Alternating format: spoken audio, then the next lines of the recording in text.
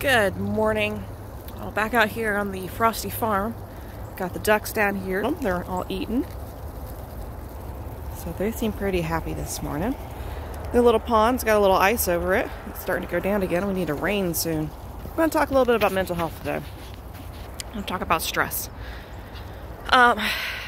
Writing is fun. Writing is a lot of fun. It can be stressful, but mostly it's just kind of like a mind dump where you get to just talk whatever you want about your characters and enter your own little world for a bit.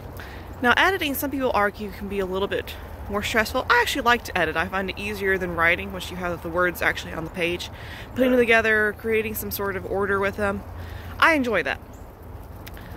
Critiquing can be stressful because you get feedback from other people. But my word, probably the most stressful thing has been publishing. So if you enjoy your hobby of writing, consider really whether you actually want to publish your books or not, because you're in for a whole other world of stress. And you need to be prepared for that, because sometimes writers, they are so set on becoming a published writer and turning their hobby into something that pays that they forget that this can be very stressful. There's reviews, there's marketing, there's contracts, there's all sorts of stuff. There's cover design, layout, and editors that miss things, or editors that make you feel very uncomfortable about your works. So that's something to be aware of and be prepared for. I deal with a bit of anxiety. It really has always existed, manifested in different ways, but after I had my son, I really had some postpartum depression and anxiety. And it's been very hard. I have certain triggers that once they start spiraling, it's very hard to stop them. They're very physical. Last night, I was having trouble. Okay, so the night before that, actually, it was a progression. So I didn't sleep really well, but I did sleep. And then I hardly slept at all the next night. And then last night, I was like, I have got to get some sleep. It was 9 o'clock in the evening, and I was completely wiped out. Couldn't even think. I was so tired. Like, I need to stay awake. I need to write. It's like, no, I'm gonna go take a warm bath, and I'm going to go to bed. And this ended up being what I did. Except I didn't go to bed. I went and slept on my couch. Maybe I'll make a video at some point talking about my triggers and how I've dealt with them in the past. What was it this time? It was the publishing contract. Which my publishing contract is not very severe. It's actually unique, which is my publishers are setting out to be unique. Because in this changing landscape with ebooks and everything like that, a lot of writers are being taken advantage of, and my publishers are made up of writers who are sympathetic to that and are actively keeping writers from being taken advantage of. And so I retain the rights to my story throughout the whole process, which is really nice. Now, I can put a link to my publisher in the description below. In exchange for that, they really want you to be a team player and really help them out with their other books they got going on, and really just everybody promotes their work together. It's kind of the deal. But because I own the rights to my story, if at every time that I want, I can say, that's it, you're done. I want to self-publish this. I want to walk away. I'm done with this.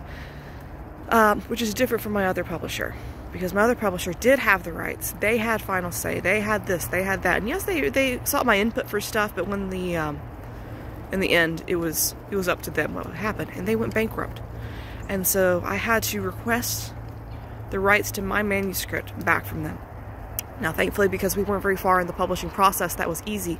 It was not easy for other authors.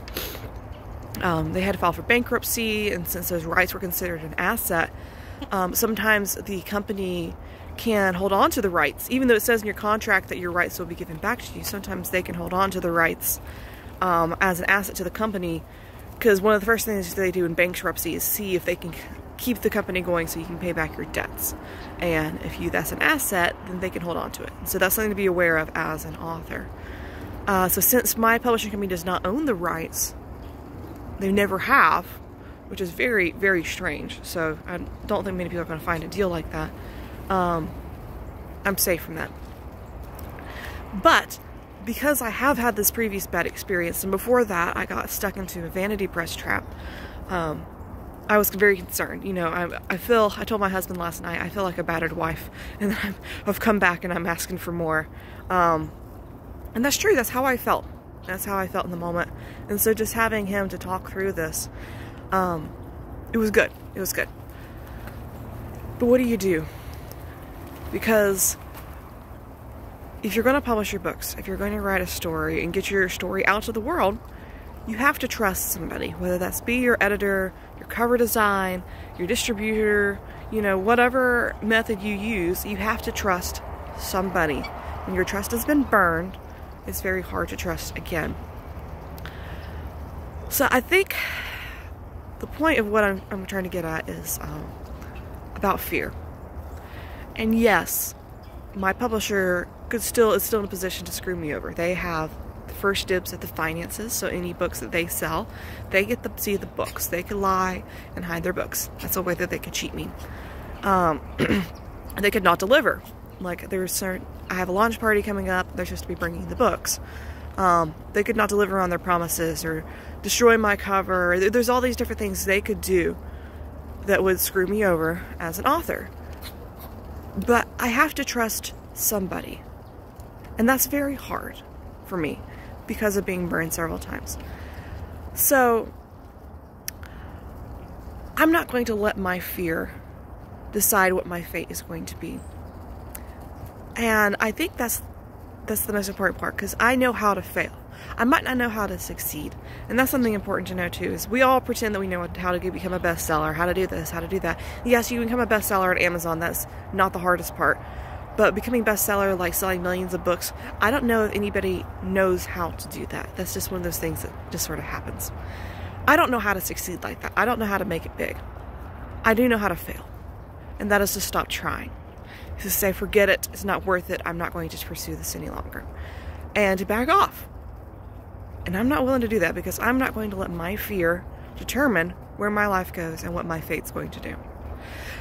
Now, if you decide that I love writing as a hobby and I don't want to do anything else, I would just like to keep my books private, that is completely up to you. It might not be worth it. That's a completely valid option. But as for me, I'm pressing on. Even though I've got some baggage and I've been done wrong before, I'm going to press on and I'm going to see where this thing goes. And maybe it'll end up horribly. It's happened before. I'm still living. I'm still surviving. My family still exists. Everybody's happy and healthy in physical ways. But I do know how to fail, and that's to quit. And so I'm not going to do that.